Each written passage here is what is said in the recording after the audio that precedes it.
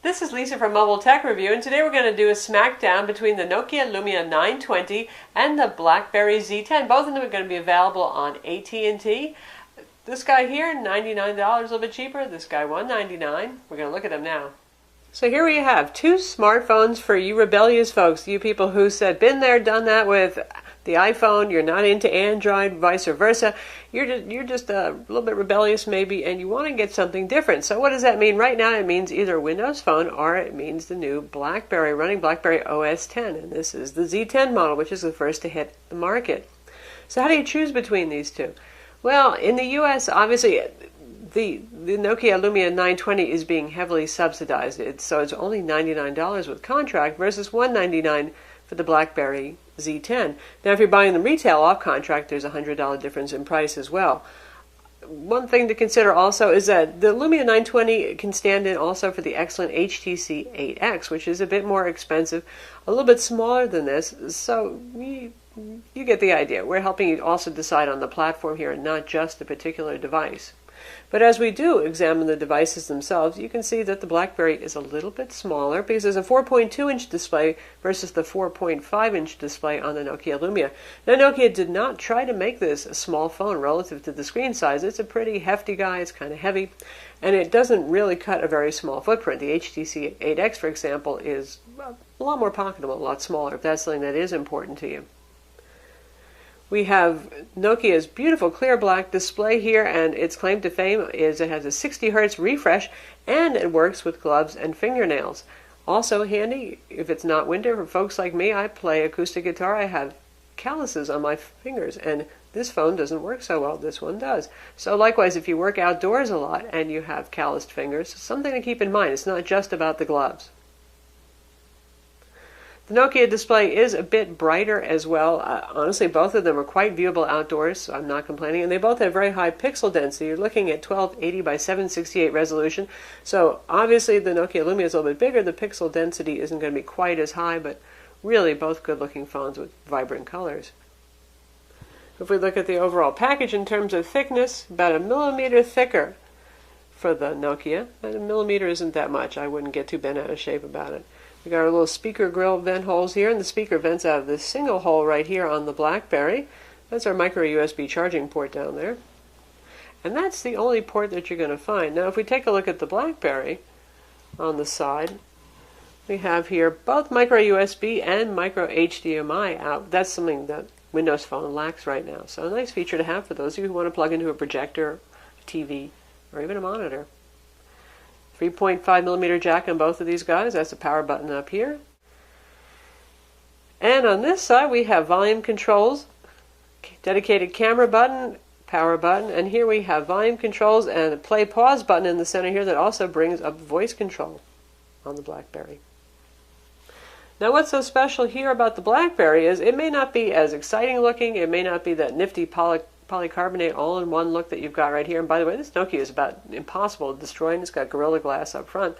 But with the BlackBerry, you can do something that's increasingly special with phones. You can actually remove the back and swap out the battery, access your SIM card. That's not a problem. Of course, all phones have accessible SIM cards on AT&T. But we've also got a micro SD card slot for storage expansion. 16 gigs of internal storage on your BlackBerry right here. 32 gigs on the Nokia Lumia 920, but you can't expand that. With the BlackBerry you can, and it works very fluidly with the music application, the video player, that kind of thing. This is an 1800 milliamp versus a 2000 milliamp battery that's built into the Nokia Lumia. And on the back view here we have textured plastic stuff versus very glossy plastic on the Lumia. Lumia is one of those slippery like a bar of soap phones. So the BlackBerry gets points for being grippy there, although the Lumia gets points for being available in many colors and being just so darn pretty and unique looking. On the back we see both our phones have 8 megapixel cameras with LED flash. Nokia wins this one. They have one of the better cameras on the market, 8.7 megapixels actually. Backside illuminated sensor, really, really nice camera for both photo and video. The BlackBerry has relatively very few settings, and it does okay, but not nearly as well in low light. I've got to say, camera is going to win on the Nokia. Well, the BlackBerry gets big points for having a user-replaceable battery.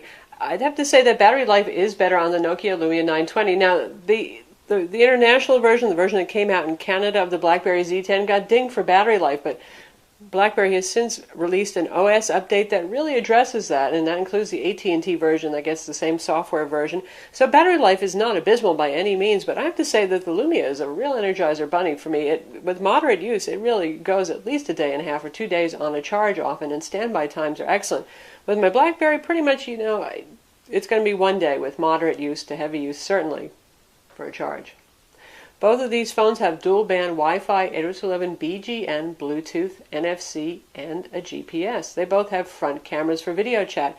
Primarily, you're going to want to use Skype probably on your Windows phone, and we're still waiting for Skype to come out on the BlackBerry. Not there yet. Now, when it comes to user interface, both of these are unique. Windows Phone is certainly got to be the most unique among smartphone operating systems right now. We have the live tile look here, which we now see on Windows 8 PCs. Honestly, incredibly easy to figure out how to use. I always use my mother as the test case for this. I gave her this phone, no problem. Right away, start scrolling around. You can see what the different applications are. Pretty clearly tap on them, what you want to do. Little mystery at first if you want to get to all applications here. Not a very big mystery, though. And inside of applications, the controls are very uniform in terms of the options that you're going to have at the bottom here. Now, BlackBerry looks pretty familiar at first, too, because, well, we're all used to the grid of icons. We have that on the iPhone. We have that on Android. We've had that in previous versions of BlackBerry operating system that were in touchscreen, so that's pretty clear. But everything beyond that is a little bit of a mystery at first to beginners. Now, you smart folks won't have any problem with this. You'll pick up on those gestures, or if you've had a playbook, you'll get it. BlackBerry OS X has the usual scrolling palette of icons over here, but if you keep going, you see right here, this is our hub notification system, BlackBerry Hub. This is where your email, your text messages, your notification that there are application updates available, they're all going to show up here. In fact, there is no dedicated email application icon that you're going to find, which is a little disconcerting at first. Usually you'll see a menu option over here in an application, and we've got that right here. But all of these guys can vary. Sometimes you see that, sometimes you don't. Sometimes you have to scroll down, or swipe down rather, to bring something up. So that can be a little confusing, and you swipe sideways. As a notification system, you do see things on screen. It'll tell you missed a call, you have a new email, that kind of thing. And then you swipe over to take a look. So it's sort of the sideways version of notifications on the iPhone in a way, where you just sweep down to take a look at things, and you can actually manage some stuff directly from in here, get things going. Windows Phone, on the other hand, it's what's called Toast Notification System. There's like nothing going on here.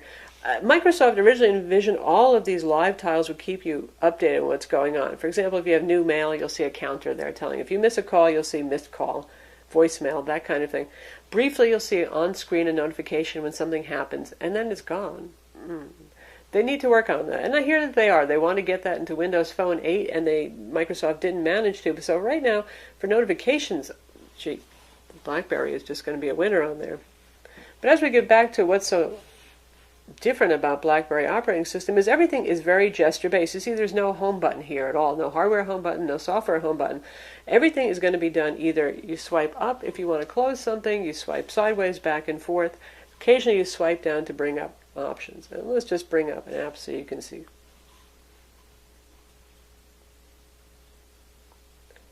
Now you can see right there I do have a little tap so I can get to more settings right there.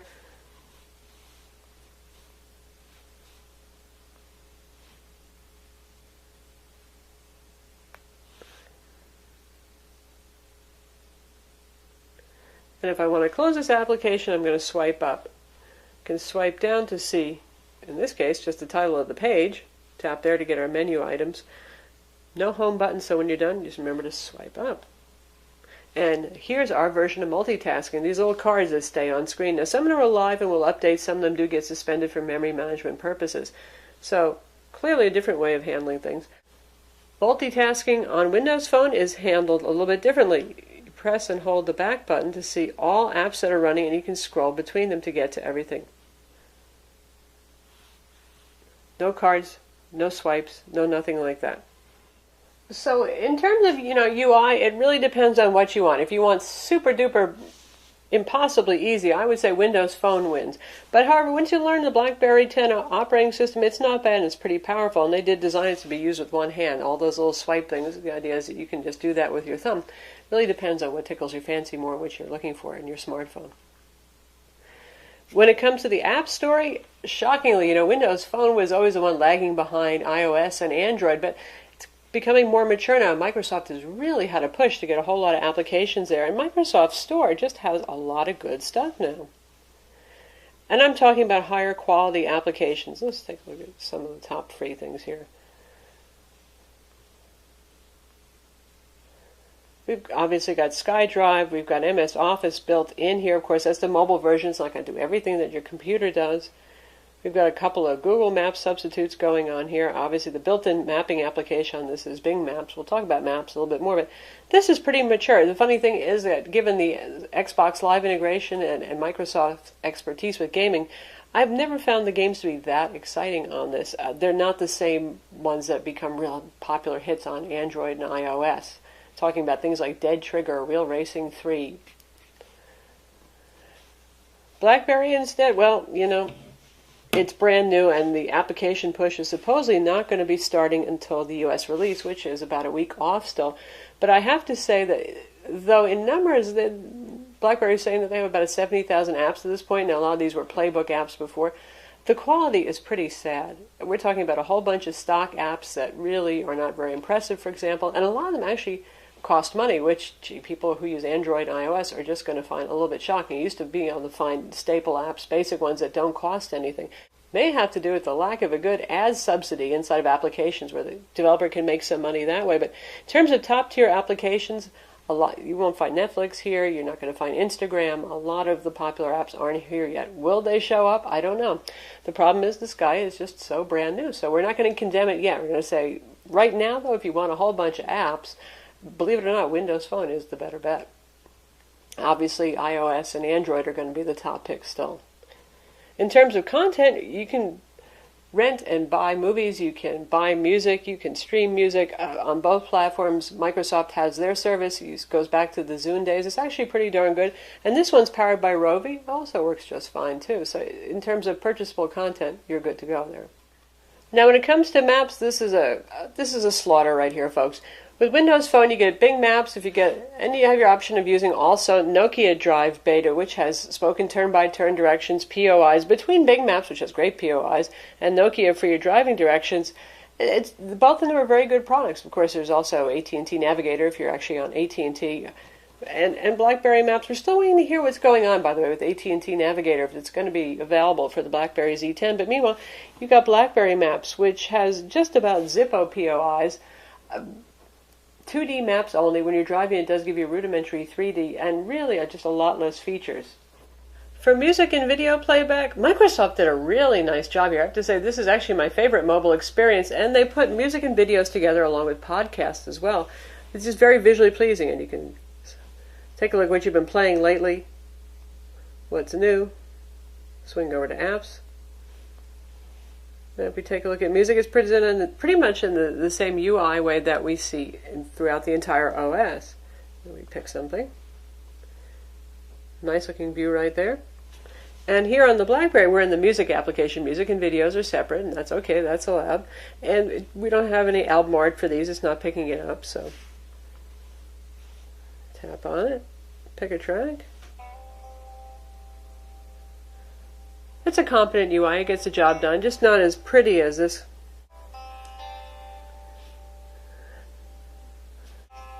First, our BlackBerry. It's a nice clean sound from the BlackBerry.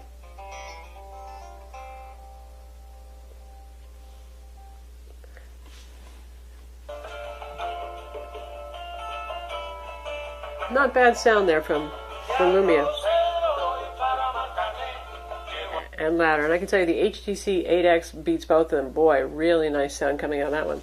And our video interface, here's what we have here. A list of thumbnails and then a list view is presented on the Lumia. Honestly, both really lovely screens. Very nice for watching video. I personally have a preference for bigger screens. 4.5 inches to me is a sweet spot for reasonable portability and having a better experience for viewing things, but nonetheless. 1080p trailer here.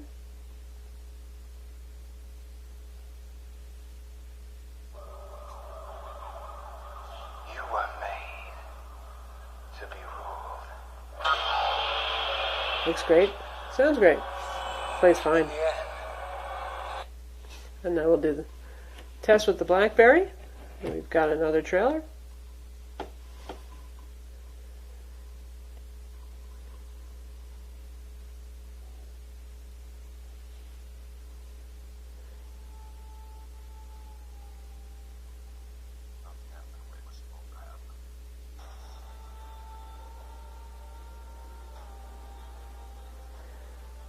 Not quite as eye-popping a screen in terms of how luminescent it is and the colors popping, but still really a very lovely display. Won't complain.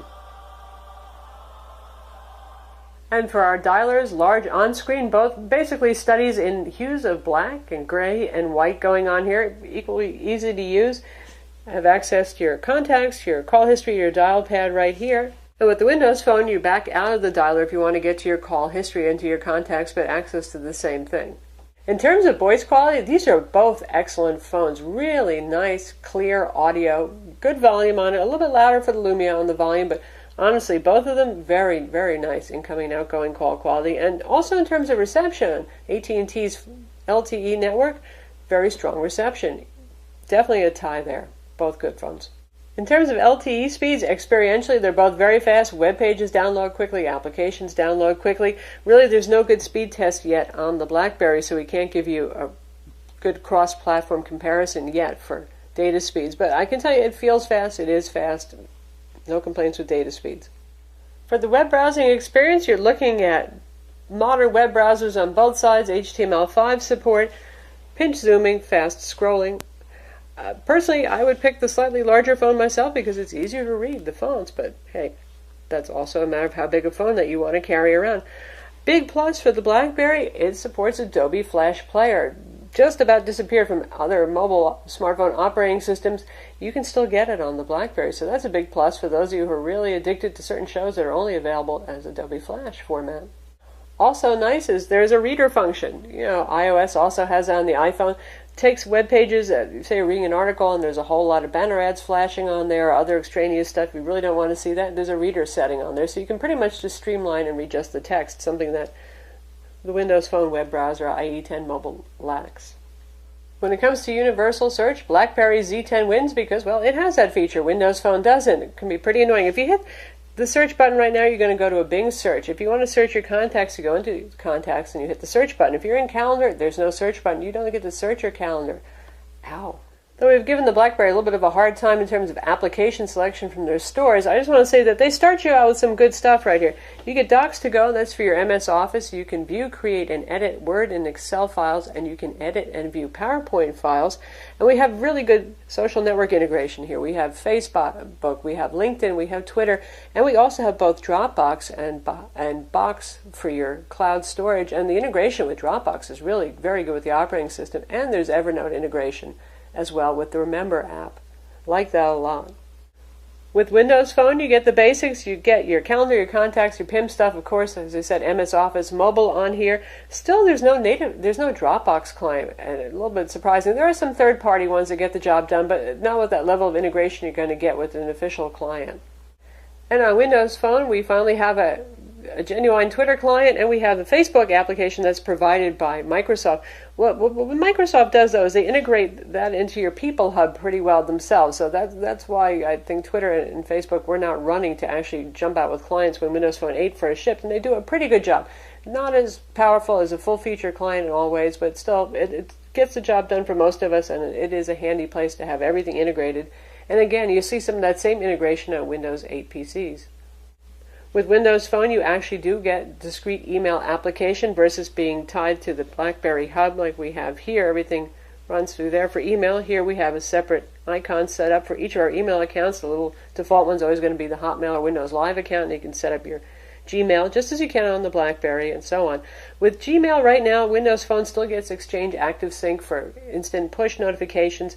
They cut a little deal with Google. Google wanted to cut everybody off on February 1st of this year, but they get to go until the summer before they have to transition over on Windows Phone 8. With the BlackBerry, you're going to be using IMAP, IDLE, CalDave, and CardDave to get all your Google stuff on board. So that's our Smackdown comparison between the Nokia Lumia 920 and the BlackBerry Z10. Be available any day now on AT&T. And for two, relatively speaking, upstart smartphone operating systems, they're actually both very evolved. I would say BlackBerry did a great job of getting a very complete product out, but, well, the app ecosystem is obviously going to be more robust for the Windows Phone. I'm Lisa from Mobile Tech Review. Be sure to watch our video review of each of these products and read our full written reviews. And while you're at it, subscribe to our YouTube channel.